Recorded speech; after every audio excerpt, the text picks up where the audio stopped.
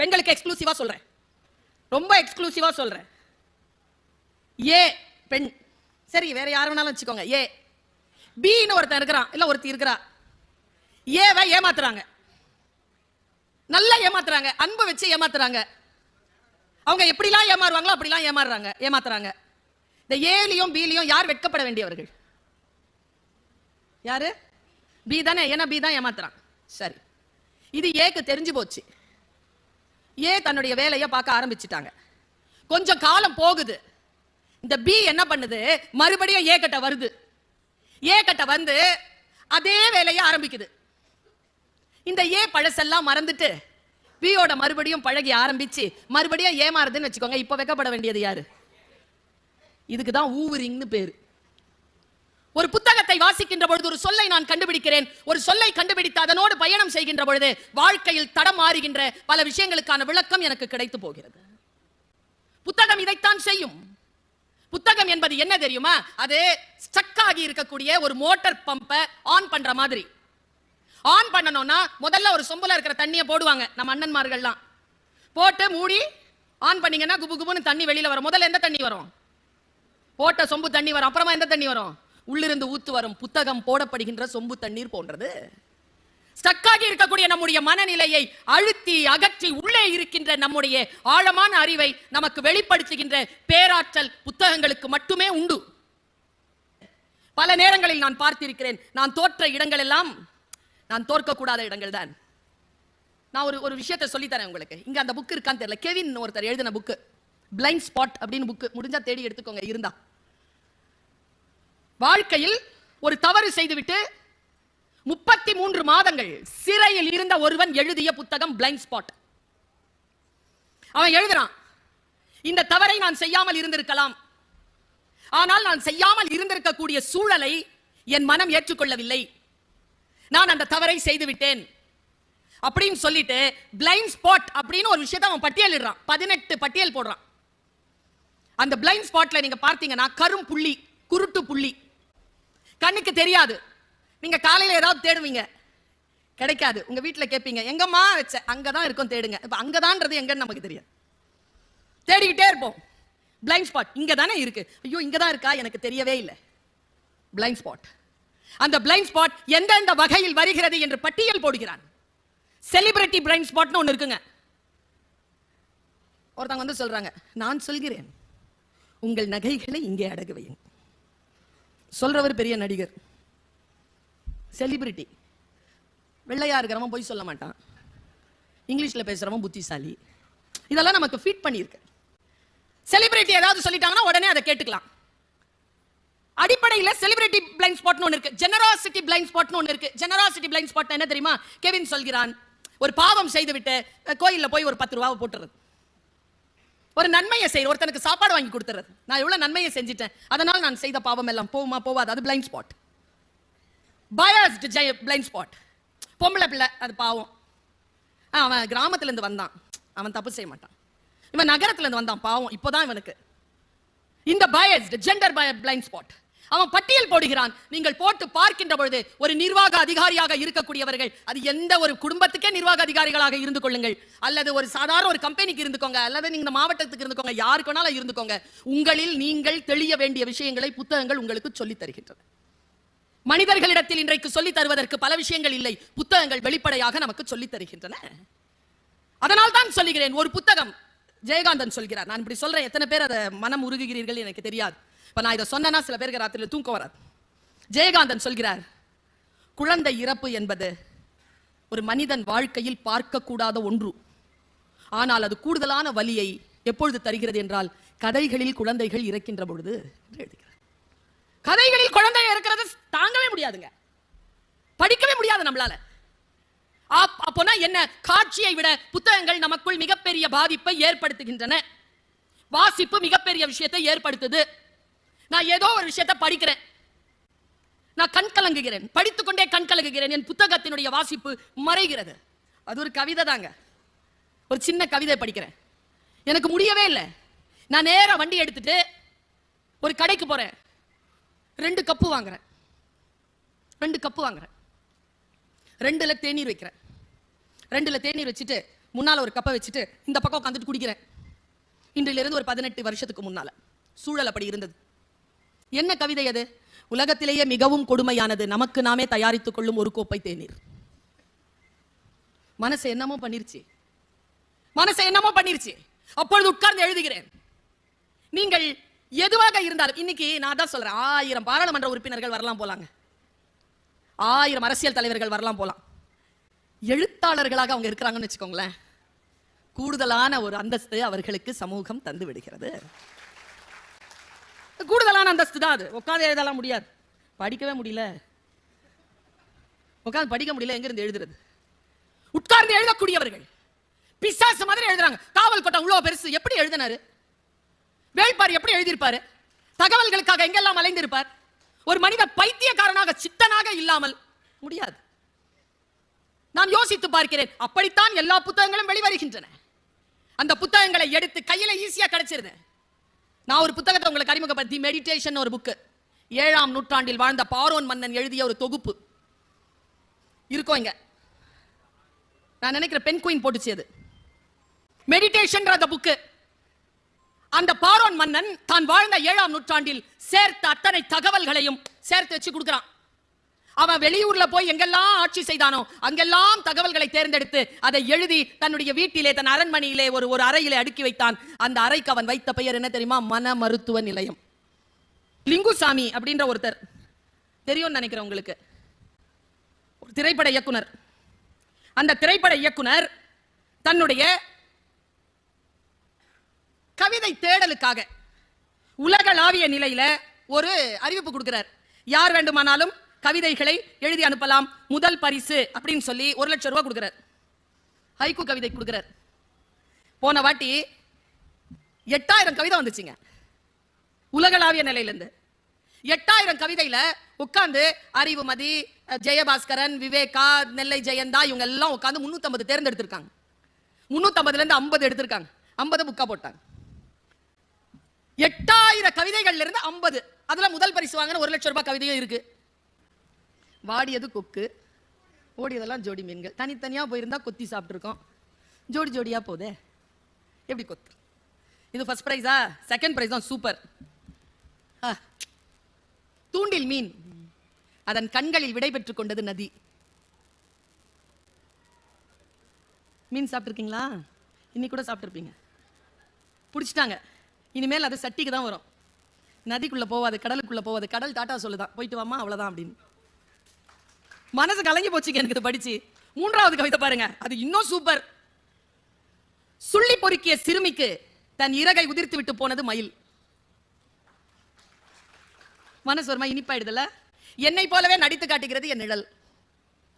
எந்த கிளி ஏமாற்றியதோ தாடியுடன் இருக்கிறது ஆலமரம். நான் தமிழ் பேச்சிலையும் சொன்னேன். ஊதுகுழல் இசைக்கிறாள் அம்மா, நடனம் ஆடுகிறது நெருப்பு. பனி படர்ந்த கண்ணாடி, கண் வரைந்தேன் வழிந்தது கண்டீர். என்ன படிமோ? எல்லாம் நம்ம சின்ன பசங்க தான், 40 வயசுக்குள்ளதான் எழுதுது. எல்லாம் நமக்குள்ளதான் இருக்கிறாங்க. வாசிப்பாளர்கள் இங்க இருக்கிறீர்கள் என்றால் உங்களுக்குள் எழுத்துக்களும் இருக்கின்றன. அந்த எழுத்துக்களை வெளியில் கொண்டு வருவதற்கான சூழலை நீங்கள் ஏற்படுத்திக் கொள்ளுங்கள். அது அடுத்தவர்களுக்கான மிகப்பெரிய வாய்ப்பு. நான் இப்படி சொல்றேன். இந்த வருஷம் அந்த புத்தகத்துல எனக்கு ரொம்ப பிடித்தமான கவிதை, நேற்றைய சண்டையை மறந்து புன்னகைக்கிறது எதிர்வீட்டு குழந்தை. பசித்த மீன்களுக்கு இரையாக போவதில்லை குளத்தில் மிதக்கும் நிலவு. ஏறி போகும் எறும்பை ஆச்சரியமாக பார்த்தது ஆழ குழிக்குள் விழுந்த யானை. மனசு என்னமோ பண்ணுதுல? தூரத்தில் தூக்கத்தில் புன்னகைக்கும் குழந்தையின் முகம் கடவுளின் சாயல். பாருங்க, யாசக பாடனில் யாசக பாடகனின் தட்டில் சில்லறை விழ தடுமாறும் பாடல் வேணும், கலையும் வேணும். பாடிட்டே இருக்கும்போது சத்தம் கேட்டுருச்சே, ஒரு மாதிரி ஆயிட்டேன் நான் இதை படிச்சு. தண்டவாளங்கள் சந்தித்துக் கொண்டன பழைய இரும்பு கடையில். இது பாருங்க, எனக்கு ரொம்ப அழுத நான் இதை. ஏன்னா எனக்கு அந்த மாதிரி அப்பா தான். பொத்தலோடு தான் நெய்வார்களோ அப்பாக்களின் பனியன்களை. 3ஆம் பரிசு பெற்ற கவிதை. மந்தையில் இருந்து தவறி செல்லும் ஒற்றை ஆட்டின் பாதை சரியாகவும் இருக்கலாம். கிளம்புங்க, மந்தையில் இருந்தது போதும், உங்கள் பாதை சரியாக கூட இருக்கலாம். செகண்ட் கவிதை நான் சொன்னேன்ல, நைட்ல தூக்கம் வராதுன்னு அந்த மாதிரி கவிதை. மாடு தொலைந்த இரவு தேடி அலையும் திசையெல்லாம் கேட்கும் மணி ஓசை. நம்மெல்லாம் நல்லா தூங்குவோம், முக்கியமானவங்க தூங்க மாட்டாங்க. மணல் திருடனுக்கும் அஸ்தி கரைக்க தேவைப்படுகிறது ஒரு நதி.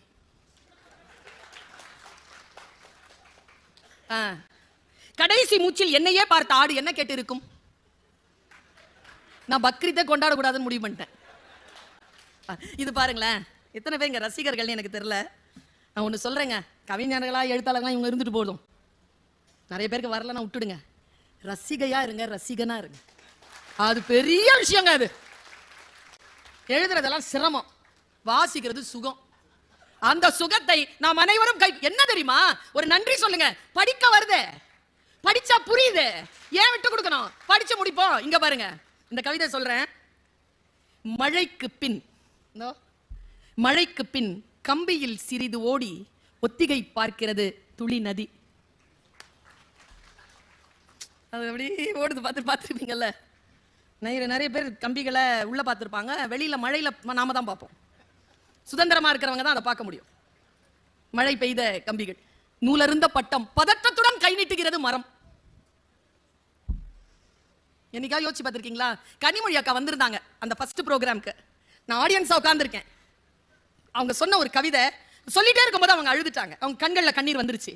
அதை பார்த்துட்டு இருக்கிற நானும் கண்ணில் கண்ணீர் வந்துச்சு. எங்க எல்லாரும் நிறைய பேர் அழறோம். அந்த ஒரு கவிதை தான். காட்சிப்படுத்துங்க, பெண்கள் இருக்கிறீர்கள், இளைஞர்கள் இருக்கிறீர்கள், முதியவர்கள் இருக்கிறீர்கள். கடைசியிலையும் உதிர்த்த பிறகு நிலவை சூடிக்கொள்கிறது மரம். ரொம்ப இருட்டான ஒரு காட்டுக்குள்ள ஒருவேளை பௌர்ணமி அன்னைக்கு போயிடுங்க, ஒற்றை இலை கூட இல்லாத அந்த மரத்தை பாருங்களேன், அது தலையில பெருசா சூடிக்கிட்டு இருக்கும் நிலவை. உடைந்த பானையின் சில்லுகளில் மிச்சம் இருக்கிறது கொஞ்சம் நீர். அந்த இடுகாட்டிற்கு உயிர் தந்தது ஒரு பிணம். எங்க போறது இந்த கவிதையை படிச்சுட்டு? எப்படி நான் அமைதியாக இருப்பது இதை படித்து விட்டு? அடுத்தது யாருக்கு பிறந்த நாள் என்று ஏக்கத்துடன் எதிர்பார்க்கும் காப்பக குழந்தைகள். ஏரியில் கட்டிய வீட்டில் வாழ்கிறது வாஸ்து மீன். இத்தனை பெரிய ரயிலில் குழந்தை இருக்கும் பெட்டி மட்டுமே விழித்திருக்கிறது. தரிநெய்யும் ஓசையில் தெரிந்து விடுகிறது அம்மாவின் மனநிலை. நான் அனுபவித்ததை உங்கள் மனம் கவர்கின்ற வகையில் தான் என்னால் சொல்ல முடியுமே தவிர, நீங்கள் உயிர்ப்பான விஷயத்திற்கு போக வேண்டும் என்றால் அதற்குள் விழுந்து நீங்கள் நீந்தி அதை வாசிக்க வேண்டும். வாசிப்பு பயிற்சி என்பது அல்லாதையானது. அது அடுத்தவர்களுடைய வாசிப்பில் இல்லை, அடுத்தவர்கள் எடுக்கின்ற காட்சிகளில் இல்லை, அது என்னுடைய சுய அனுபவமாக இருக்கிறது. அந்த சுய அனுபவத்தை நான் எப்படி பெறுகிறேன் என்பதில் தான் புத்தகம் வெற்றி பெறுகிறது. ஏதோ ஒரு பழைய புக்கு அந்த கோசாஸ் பத்திரிக்கை வெளியில போட்டு வித்துட்டு இருந்தாங்க. ஒரு புத்தகத்தை எடுத்தேன். பஞ்சதந்திர கதைகள்னு ஒரு கதைகள், குட்டி புக்குங்க. நமக்கு நிறைய, நாம 1001 இரவு அவ்வளவு கொண்டாடுறோம்ல. நம் பஞ்சதந்திர கதைகள், நம்ம அம்புலி மாமாவில் வந்த கதைகள், அந்த கதைகளை நாம் அடுத்த தலைமுறைக்கு கடத்தி இருக்கிறோம். அவன் வச்சிருக்கான் பாருங்க, 100 ஆண்டுகள் கழித்தும் அரேபிய இரவுகள் சொல்லிட்டு அவன் வச்சிருக்கான் 1001 இரவுகள். நாம விட்டுட்டோமே நம்ம கதைகளை, நம்ம நாவல்களை நாம விட்டுட்டோமே, நம்முடைய மரபு சார்ந்த விஷயங்களை விட்டு விட்டோமே. அதை தூக்கி பிடிப்பதற்காக நான் அந்த புத்தகத்தை வாசிக்கிறேன். அதுல ஒரு குட்டியான ஒரு கதை. உங்க குடும்பங்கள்ல இம்ப்ளிமெண்ட் பண்ணிக்கோங்க, உங்க தனி மனித வளர்ச்சிக்கு இம்ப்ளிமெண்ட் பண்ணிக்கோங்க, யாருக்கு வேணாலும் இம்ப்ளிமெண்ட் பண்ணிக்கோங்க. ஒரு எலிக்கும் ஒரு பூனைக்கும் ஃப்ரெண்ட்ஷிப் வந்துருதுங்க. இப்படி ஒரு கதை.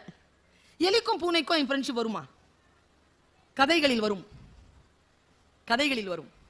நான் எப்பவுமே சொல்லுவது உண்டு, என் அம்மா என்னை கதை சொல்லிதான் வளர்த்தாள். என் அம்மா காயல்பட்டணத்துக்காரி, தூத்துக்குடி. அவளும் என்னை கதை சொல்லிதான் வளர்த்தாள்.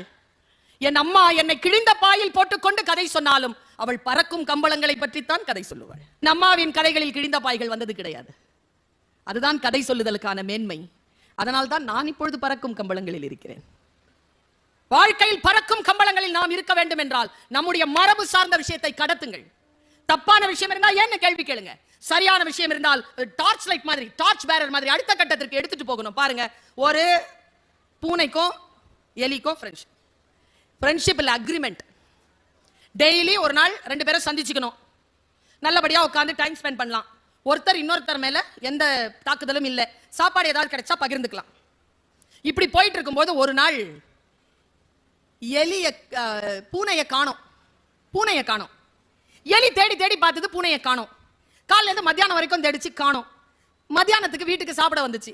அப்ப ஒரு குட்டி எலி இருந்தது. குட்டி எலி கடிச்சு, எங்க மாமாவை காணோம், தெரிலடா, எங்க போச்சுன்னு தெரியல, வா போய் தேடலாம். 2 பேரும் போறாங்க. பஞ்சதந்திர கதை. இல்ல நீங்க என்ன கத்துக்கிறீங்கன்னு எனக்கு தெரியல. நான் பல விஷயங்களை கத்துக்கிட்டேன். அது படிச்சதுக்கு முன்னால நான் வேற, அது படிச்சதுக்கு அப்புறமா நான் வேற. நான் அதை கடத்திடுறேன். முடிஞ்சா புரிஞ்சுக்கோங்க. டைமிங்னு ஒண்ணு இருக்குது. எங்க, எப்போ, எப்படி. சரியான விஷயமா இருக்கும், தப்பான நேரமா இருக்கும். தப்பான விஷயமா இருக்கும், சரியான நேரமா இருக்கும். மிஸ் ஆயிடும். சரியான நேரத்துல சரியான விஷயத்தை அடிக்கணும், தப்பான விஷயத்துல சைலண்டா இருக்கும். இது புரிய மாட்டேங்குது, அனுபவத்துல புரிய மாட்டேங்குது. கதை எப்படி சொல்லி தருது பாருங்க உங்களுக்கு. ஒரு புத்தகம் சொல்லி தருகிறது உங்களுக்கு. மத்தியானம் 1 மணிக்கு கிளம்புது. தேடி தேடி போய் ஒரு காட்டுக்குள்ள போச்சு. காட்டுக்குள்ள ஒரு வேடம் பிடிச்சி வச்சிருக்கான் பூனைய. அவன் கிட்ட போய் நின்னு கேட்டுச்சு, ஹே இங்கேயா இருக்கிற? 5 மணிக்கு பிடிச்சதுரா, பசிக்குதுப்பா, சீக்கிரம் கட் பண்ணி விடுப்பா, வெளில வரணும்னு. டைம் பாக்குது 5. சூரியன் அஸ்தமனம் ஆகிறதுக்கு இன்னொரு 1/2 மணி நேரம் இருக்கு. என்ன செய்யலாம்? மெதுவா கடிக்குது. உடனே அந்த குட்டி வந்து டக்கு டக்கு டக்கு டக்குன்னு கடிச்சது. அம்மா கண்ணை காட்டுச்சு. சைலண்ட் ஆயிடுச்சு. மெதுவா கடிக்குதுங்க. துடிக்குது துடிக்குது பூனை. இது மெதுவா கடிக்குது, மெதுவா கடிக்குது, மெதுவா. கரெக்டா 5:30 ஆச்சுங்க. தூரத்துல இருந்து சத்தம். வேடம் வந்துட்டான். டக் டக் டக் டக்னு. அவன் வர்றதுக்கும் சரேல் இது கிழிக்கிறதுக்கும் உள்ள இந்த பூனை ஓடுறதுக்கும் இது எலி குட்டியை பிடிச்சிட்டு போய் பொந்துல அடையிறதுக்கு சரியா இருந்தது டைமிங். உள்ள இருந்து எலி குட்டி அம்மாட்ட கேக்குது, இவ்வளோ பசியோட இருந்த மாமாவை ஏன் இவ்வளோ நேரம் தவிக்க விட்ட? அம்மா சொன்ன பதில் தான் இன்னைக்கு நமக்கு பாடம். இங்க பாரு, அது பூனை, அதுக்கு சாப்பாடே நாம தான். சரியா? அப்போ எலி குட்டி கேட்டுச்சு, அதான் உன்னோட அக்ரிமெண்ட் போட்டிருக்குது, உன்னை சாப்பிட மாட்டேன்னு. அக்ரிமெண்ட் எனக்கு தான். அது காலையில இருந்து பசியா இருக்குது. உன்னையும் காப்பாற்றணும், பூனையும் காப்பாற்றணும்னா சரியான டைமிங்க்கு வெயிட் பண்ணி சரேல்னு அறுத்து விட்டேன். அதுவும் ஓடிடுச்சு, உன்னையும் நான் காப்பாத்திட்டேன்.